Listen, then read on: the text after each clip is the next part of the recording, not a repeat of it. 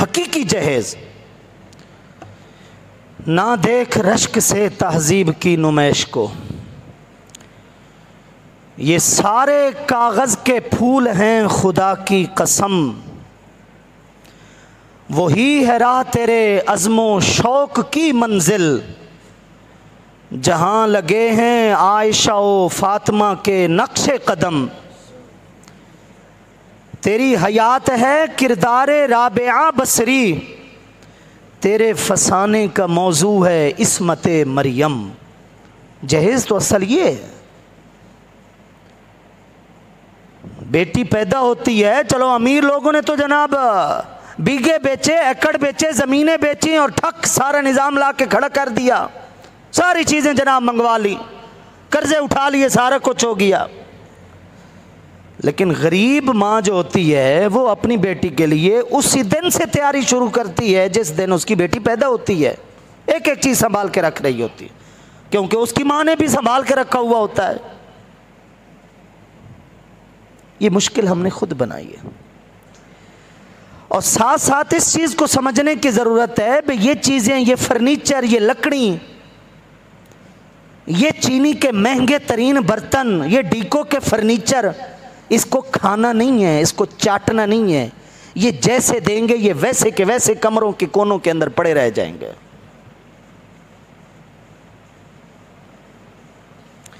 वो एक बात है, नफ्सियाती बात है, अगर आप समझने की कोशिश करें क्या फ़र्क रह जाता है जूता उतार कर अमीर बहुत बड़े महंगे पलंग के ऊपर, को मास्टर मोल्टीफॉर्म के ऊपर जनाब बेड के ऊपर सो जाए, उसे भी नींद आ जाए।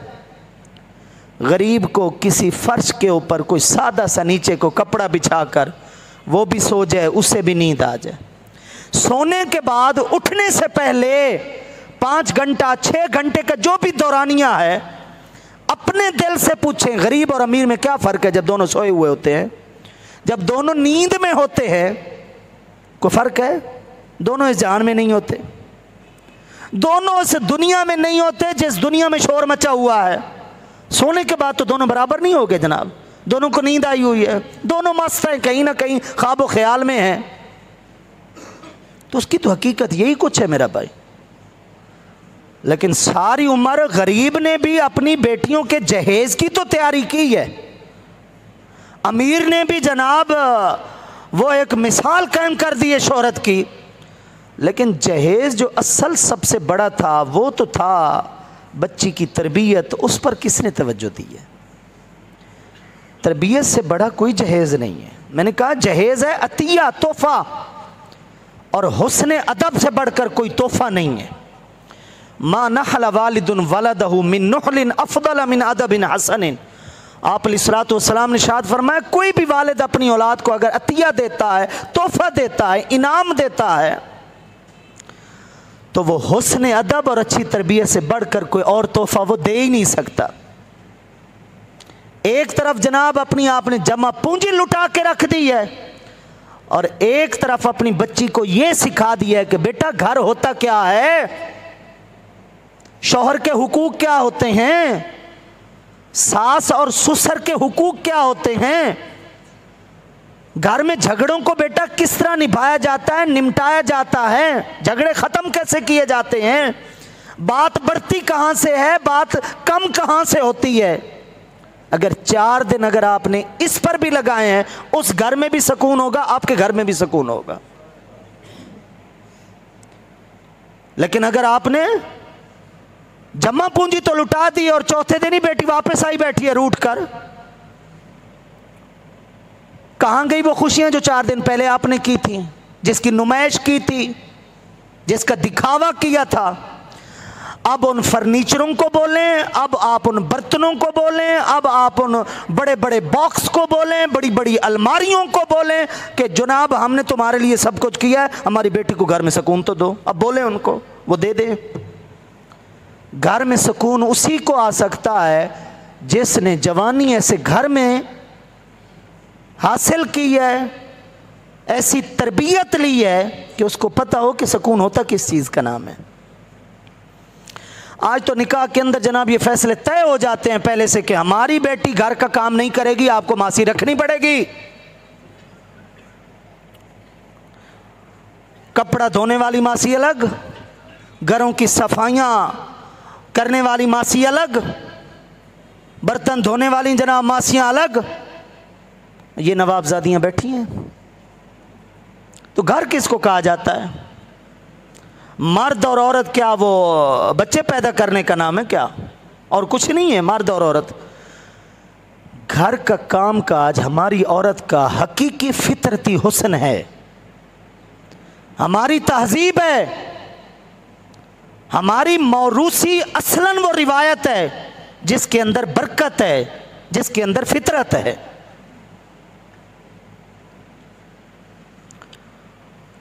हज़रत फ़ातिमा ज़हरा रज़ियल्लाहु ताला अन्हा से एक दिन हज़रत अली रज़ियल्लाहु ताला अन्हु फरमाने लगे कि आप जाएं, इस बार माल गनीमत में खादमाएँ भी आई हैं, खादिम भी आए हैं, ग़ुलाम और लौडियों की कसरत है।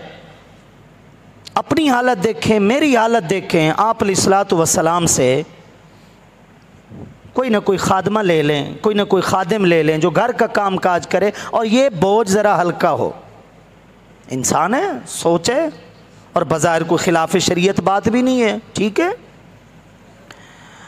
हज़रत फ़ातिमा ज़हरा रज़ियल्लाहु ताला अन्हा ने कुछ कदम उठाए भी सही, और फिर हज़रत अली रज़ियल्लाहु ताला अन्हु से कहने लगी कि इस्तहयैतु अन असलहु,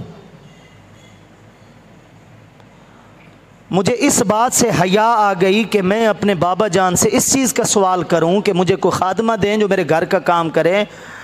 मैं नहीं मांगना चाहती, मैं हुजूर से नहीं मांगना चाहती। हज़रत अली रज़ियल्लाहु ताला ने फिर अपना भी दिल बांधा, उनका भी बंधाया, और दोनों चले आए हुजूर की बारगाह में।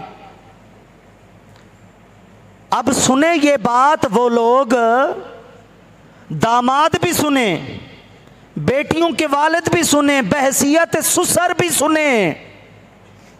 यहां आप अलैहिस्सलातु वस्सलाम ने वो किरदार अदा किया जो बहसियत वालिद का भी था अपनी बेटी फातिमा ज़हरा के लिए, और बहसियत सुसर के भी था हज़रत अली रज़ियल्लाहु ताला अन्हु के लिए। दोनों आए। हज़रत अली रज़ियल्लाहु ताला अन्हु अर्ज़ करने लगे, या रसूल अल्लाह सल्लल्लाहु अलैहि वसल्लम, लक़द सनौतु हत्ता इश्तकैतु सदरी, मैंने कुएं से पानी के डोल रस्सी से इतना खींचे हैं, इतना खींचे हैं कि अब सीना दर्द करने लगा है। हज़रत फ़ातिमा ज़हरा ने अपना मुकदमा पेश किया, क़द त्वहन्तु हत्ता मजलत यदाया, मैंने चक्की इतनी चलाई है, आटा इतना पीसा है कि मेरे हाथों में छाले पड़ गए हैं। ये मुस्नद अहमद शरीफ की रिवायत है जो आपको सुना रहा हूँ। हज़रत अली अर्ज़ कर रहे हैं, मेरा सीना दर्द करने लगा है, पानी के डोल खींच खींच कर कुएं से। हज़रत ज़हरा फरमा रही हैं कि मेरे हाथों में छाले पड़ गए हैं घर के काम कर कर के, चक्की चला चला चला के। कोई खादिम दे दें, कोई खादमा दे दें, कोई घर का बोझ है वो हल्का हो जाए। क्या सरकार अपनी बेटी को तकलीफ में देखना चाहते थे? जिनके इस्तकबाल के लिए खुद आप अलैहिस्सलाम खड़े हुआ करते थे, अपनी बेटी के नाज नखरे हुजूर खुद नहीं उठा सकते थे, लेकिन एक मिसाल कायम की अपनी उम्मत की बेटियों के लिए। फरमाया, वल्लाहि ला उअतीकुमा व अदउ अहल सुफ़ा, तुम्हें दूं और सुफ़ा के जो गरीब मेरे सहाबा हैं उनको भूल जाऊं, मैं तुम्हें नहीं दे सकता। मैं ये माले गनीमत उनके ऊपर खर्च करूंगा। चले आए दोनों, दरख्वास्त कबूल नहीं हुई। दिन गुजर गया, जब रात आई तो आप अलैहिस्सलाम खुद चले आए। आज सुसर पहले तैयार होता है जनाब दामाद से लड़ने के लिए, मेरी बेटी को तूने ये क्यों कहा, वो क्यों कहा। आप अलैहिस्सलातु वस्सलाम खुद चले आए, दोनों को बिठाया। फरमाया, तुमने मांगा था अपनी थकावट को दूर करने के लिए कोई खादिम, कोई खादमा, तुम्हें उससे बेहतर को ऐसी चीज दे दूं जो मुझे जिब्रील ने सिखाई है और मैं तुम्हें सिखा दूं? जी हुजूर सिखा दें। दोनों को प्यार से बिठाया, पास बिठाया। किरदार देखें, घर कैसे संवरते हैं, कैसे बनते हैं। दोनों को एतमाद में लिया, दोनों को फरमाया इज़ा अवैतुमा इला फिराशिकुमा, जब सारा दिन काम काज करके रात को सोने का वक्त आए, बिस्तर पर जब दोनों जाओ, फसब्बिहा सलासम व सलासीना, 33 बार अल्लाह की तस्बीह करो, सुबहान अल्लाह पढ़ो। वहमदा सलासम व सलासीना, 33 बार अल्लाह का शुक्र अदा करो, हम्द करो, अल्हम्दुलिल्लाह कहो। वकब्बिरा अरबअम व सलासीना, 34 बार अल्लाह की बड़ाई बयान करो, अल्लाहु अकबर कहो। अगर तुमने इस पर अमल किया तो तुम्हारे सारे दिन की थकावट खुद ब खुद दूर हो जाएगी। आप अलैहिस्सलातु वस्सलाम ने खादिम देने की बजाय, नौकरानियां देने की बजाय वजीफ़ा दे दिया, और वजीफ़े पर उन्होंने अमल कितना किया। हज़रत अली फरमाते हैं वल्लाही मा तरक्तुहुन्ना मुन्ज़ु अल्लमनीहिन्ना रसूलुल्लाह सल्लल्लाहु तआला अलैहि वसल्लम, जब से हुजूर ने हमें यह वजीफ़ा दिया उस वक्त से लेकर आज तक मैंने हुजूर का दिया हुआ वजीफ़ा छोड़ा नहीं है। आप अलैहिस्सलातु वस्सलाम ने तो इस तरह पाला है। आप अलैहिस्सलाम ने तो अपनी बेटियों के घर यूं चलाए हैं। सबसे बड़ा जहेज ही यही दिया है कि घर के काम काज करो, ये हुस्न है तुम्हारा। ये अच्छी रिवायत है और हमने इसी चीज़ को छोड़ दिया है। अपनी तहजीब छोड़ी है, अपनी रिवायत छोड़ी है, अपना दीनी इस्लामी भरम तशख़्ख़ुस सब कुछ छोड़ा है। पैसे की भरमार ने भी हमें सुकून नसीब नहीं किया, पैसे की रेल पेल ने भी हमें सुकून नसीब नहीं किया, दौलत के ढेर ने भी हमारी बच्चियों को सुकून नसीब नहीं किया, सिर्फ इसलिए कि हमने अपनी हकीकी तहजीब को छोड़ दिया।